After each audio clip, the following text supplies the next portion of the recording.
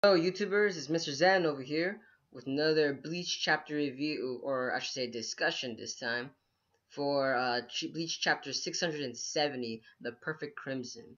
Now this chapter was kind of, I would say, a little disappointing. Again, I'm starting to like Gerald's fight, I'm really starting to kind of lose hope in it, because I don't know where Tita Kobo is kind of going along with this kind of fight. Like I feel like he's just pulling he's pulling a hat out of the string, because all the other fights, they were all amazing with Askin, the left hand of God, all those fights were amazing. You're like, wow, I can't believe that they had to do, like, they have to think of some sort of schemes and underhanded tricks in order to beat their opponents. But with Gerald, it just seems like this one's like a straightforward shonen style fight right here in this one. Like legitly, Kenpachi releases his bankai, and you're literally looking at it and you're expecting, like, oh snap, Kenpachi's now he's gonna whoop his ass. He's gonna whoop Gerald's ass. But no, the chapter starts off with Gerald actually being like split in half by Kenpachi, and you're like literally amazed, like it's just a one swing at him and that's it. This guy was just chopped in half, perfectly sliced in half, like he looked like butter, like right there.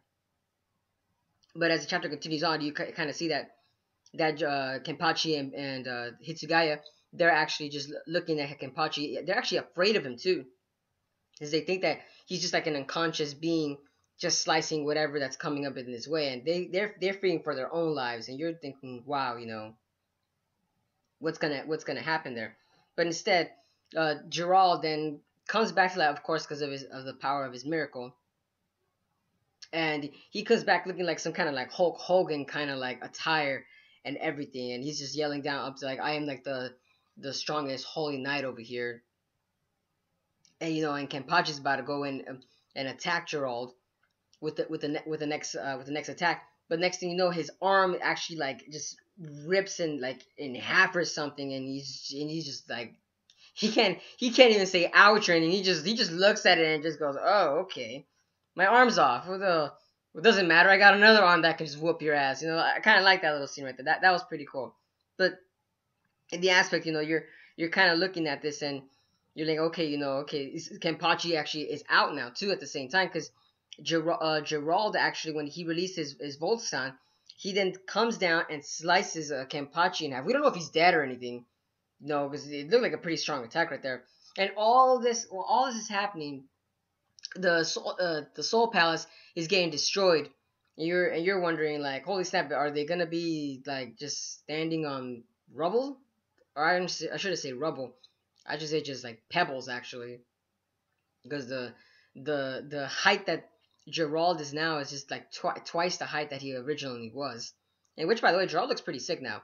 I'm liking the scheme, that the color scheme, and the attire that he's kind of going along with it. It looks pretty cool. Kind of reminds me of something from a House Sensei Negima, with like dark patterns, tattoos stretched all across his body. It looked pretty interesting to me.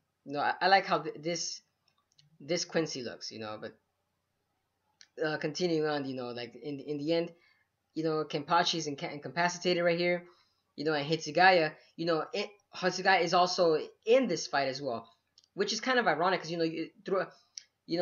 Tite Kubo was actually like bringing the hype up towards Kenpachi in this throughout this whole like entire couple chapters here. But all of a sudden now the hype is not going to go on to Hitsugaya, because at the end of this chapter, you literally see Hitsugaya I wouldn't say release his bankai. It's more along the lines of, I would say that his bankai is fully matured, as like how the writers of or Tite Kubo kind of explained it in the sense in the manga, that when the last petal is destroyed, Daigoden Hoinimaru is now fully matured, and now Hitsugaya is actually like a mature adult, and you're here wondering, what? Doesn't really make any sense, like, what's going on here, Hitsugaya now also, he grew into a more mature looking guy.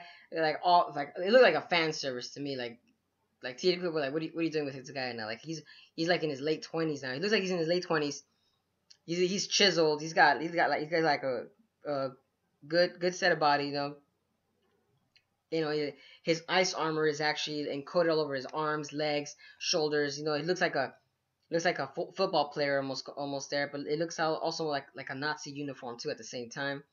The kind of attire that he's gone. I'm assuming it's probably because of the attire that when he was doing during the zombie, of course. But you're still wondering like what is TJ Kubo kind of going along with this? I thought Kenpachi was the main star in here, but now he's kind of throwing you off, and now it's Hitsugaya, and that's where the chapter kind of ends at too, is with Hitsugaya saying that, oh, it's now my bankai is complete, or it's fully matured. I'm also assuming because his bankai is not fully matured, now he'll have complete master, or there's probably be some new techniques. Because with Hitsugaya, he's always kind of a mystery with his power. They say his is the strongest ice Sanpakto in the series, but to me it looks like Tsurugu was just pulling stuff out of his hat now with Hitsugaya. Like he's like an all perfect character, kind of like Byakuya too. Like they're both all perfect characters, and there's not really much you can expand on these characters. And speaking of Byakuya, you're also kind of, you would think that Byakuya would join in on this fight with Hitsugaya, but no, he's just in this chapter, he's just actually saving Hitsugaya just from like being like splattered across and being smashed around by Gerald's Volstag.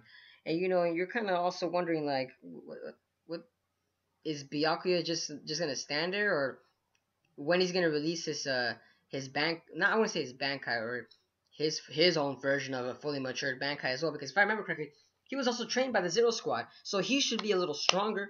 Or there possibly might be this is my own speculation, of course, in this chapter, or in this series for Byakuya, is that he's actually dying.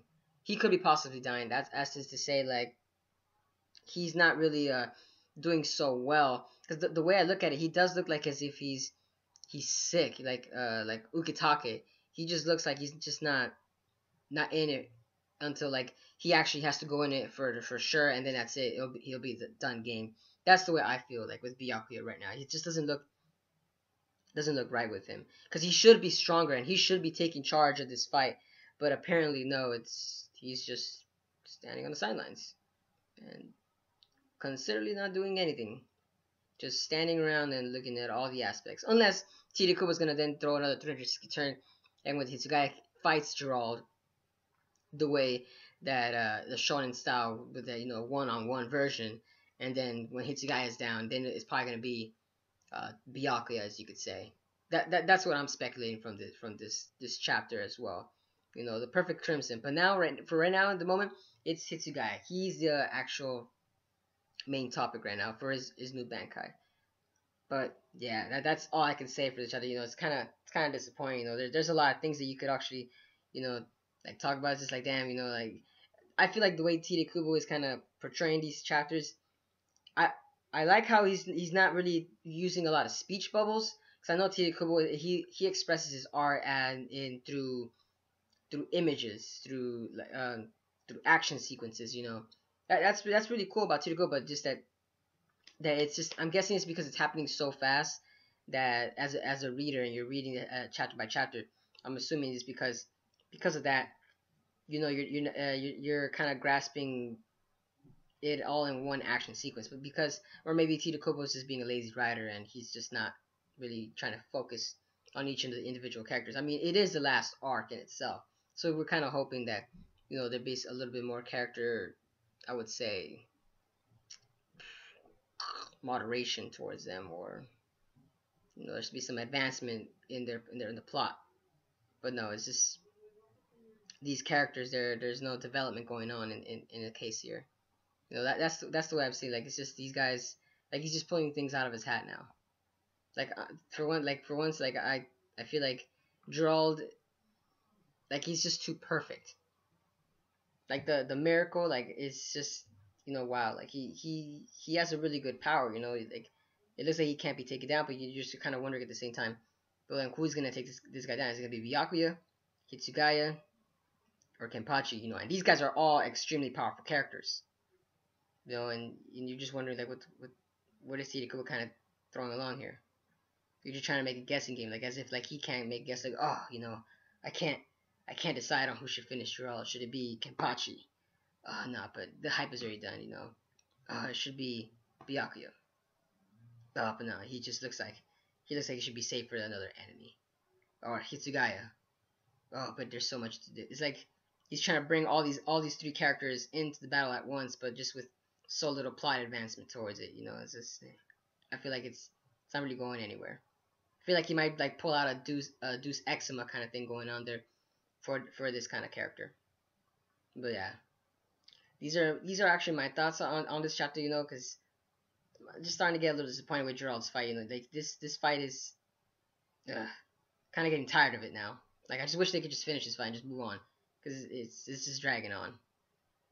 But yeah, let me know in the comment section what you guys think about this fight. Do you guys think it should be going on for a couple more chapters? Do you guys think just Tito should just finish it now, or who do you guys think is actually gonna finish this fight as well?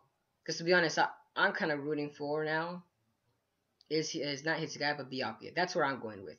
I feel like Byakuya is gonna be the main finisher, because I mean he's not really doing anything. I feel like that's where the route that it's going. It's a three-way battle, but I'm assuming Tite Kubo is gonna do it one by one, which is kind of stupid. Which I don't know. It's kind of funny that like you can kind of see already Tite Kubo's uh like individual plotline that he's kind of writing right there. But yeah, let me know in the comment section below what you guys think about this chapter.